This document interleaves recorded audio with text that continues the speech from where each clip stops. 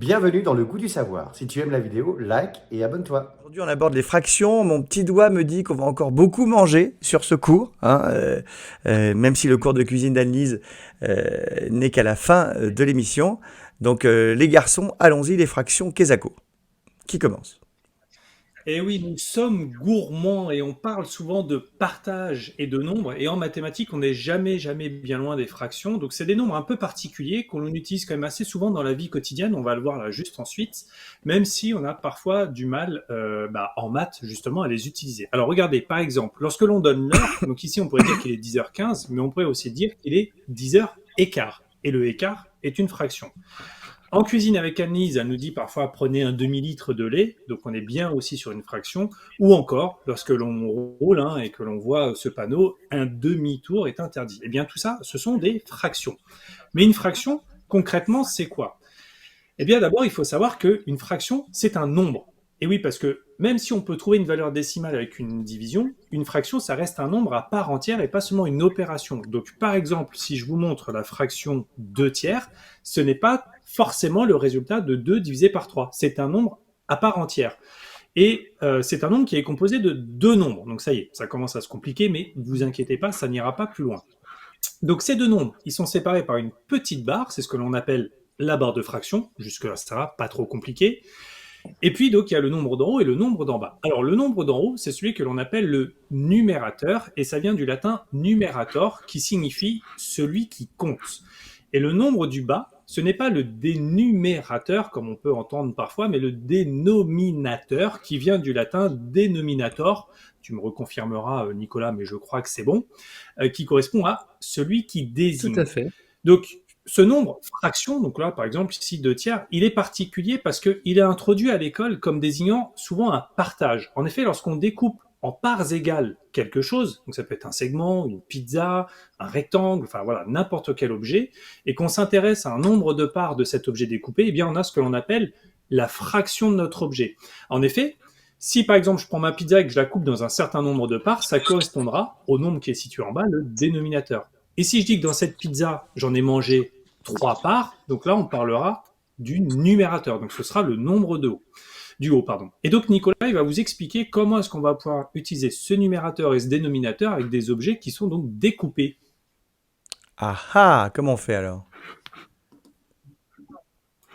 Alors justement, on va voir comment est-ce qu'on fait en partant d'objets pour le moment dans un premier temps mathématiques. Donc ici, j'ai plusieurs objets mathématiques, plusieurs situations mathématiques sur lesquelles on a fait des partages. Donc ici, on a un carré, ici on a un octogone, ici on a un disque, et puis on a fait des partages dessus. Et pour trouver la fraction de la partie coloriée en bleu, quelle fraction de la figure est coloriée en bleu, et ben en fait on va justement utiliser le fait qu'on a fait des partages égaux.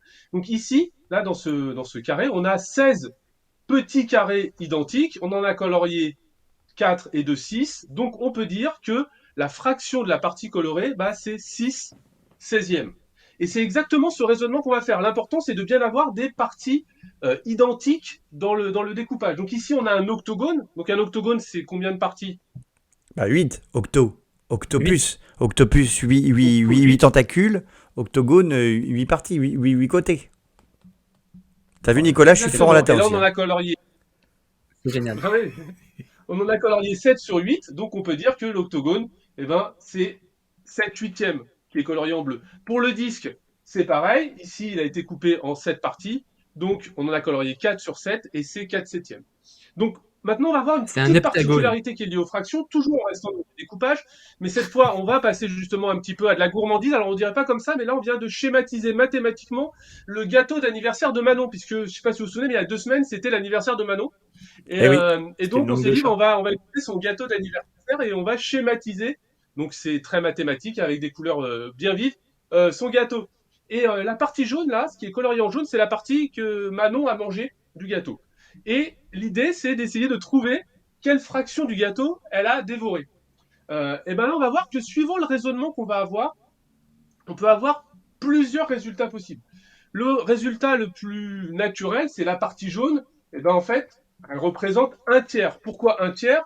Parce que si je coupe mon gâteau en 3 parts égales, j'en prends une. Le jaune représente une de ces 3 parts. Donc ça, c'est logique. Mais on aurait pu voir, on voit qu'il y a des petits découpages en blanc. Si j'avais fait le choix de le découper non pas en 3, mais de le couper en 12, eh ben, j'aurais pris 4 parts en 12. Et en fait, on peut voir que du coup, 1 tiers et 4 douzièmes représentent la même chose. Et j'ai le droit du coup de mettre un signe égal entre ces deux fractions, entre ces deux nombres. Ils ont beau être écrits complètement différemment, 1 tiers et 4 douzièmes, il n'y a pas une valeur commune, il n'y a pas un nombre commun dans l'écriture, et pourtant ce sont deux fractions qui représentent la même chose. Manger une part d'un gâteau coupé en 3, c'est la même chose que de manger 4 parts d'un gâteau coupé en 12. On a le droit de dire que ces fractions sont égales. On a le droit de dire qu'il en existe une infinité d'écritures égales. J'aurais pu couper mon gâteau en 6 et en manger 2 parts. Ou j'aurais pu couper mon gâteau en 120, j'ai énormément d'invités, et comme j'avais très faim, j'en ai mangé 40 parts.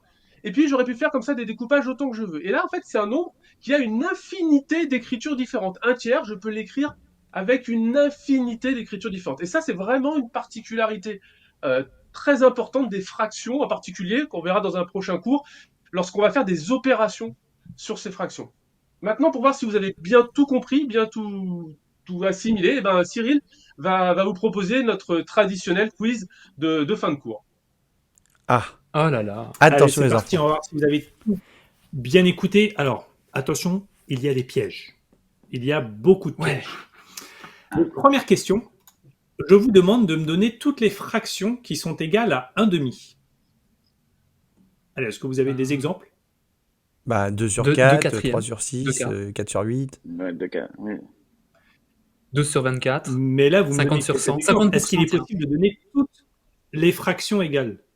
Bah, c'est impossible, il y en a une infinité. Bah, c'est infini, non? Exactement, parfait Alex, tu as bien écouté. En effet, on peut donner des représentants, mais on ne peut pas toutes les donner parce qu'il y en a une infinité. On verra la règle en effet dans un prochain cours. Mais tous les exemples que vous m'avez donnés correspondaient en effet à des fractions qui sont égales à 1/2. Allez, deuxième petite question. Donc là, vous avez à nouveau un gâteau. On va considérer que l'on ne mange que les parts qui sont bleues. Quelle est la fraction, Un quart. la part qui est représentée ici de mon Un quart, rectangle un quart, qui est un quart. bleu? Un quart. Oui. Est-ce qu'éventuellement vous auriez une autre réponse? Oh. 3 Un sur quart 12. Si on compte le nombre de parts, on 3 voit que sur j'en ai 12. 3. Eh ben, J'en ai 1, 2, 3. 3 sur 12. Parmi 3 12, sur en 12e. effet, 3 douzièmes ou un quart, ce sont deux bonnes réponses. Donc ça, bravo Nicolas. Le Ça 1 va. quart, il n'était pas facile à voir, donc bravo. Et enfin, la dernière Bon, quand même. question. Dans cette pizza ici qui est découpée, donc on va supposer qu'on a mangé la partie qui est grisée. Quelle est la fraction de la pizza que j'ai mangée? Alors pas ce matin au petit déjeuner bien sûr, mais pour tout Un à l'heure huitième. peut-être. Ah malheureusement tu es tombé dans le piège. Bah, que t'as mangé, Il faut c'est bien un faire quart. Oh attention. non! Et voilà, c'est un quart. Mon unité ici, c'est une pizza.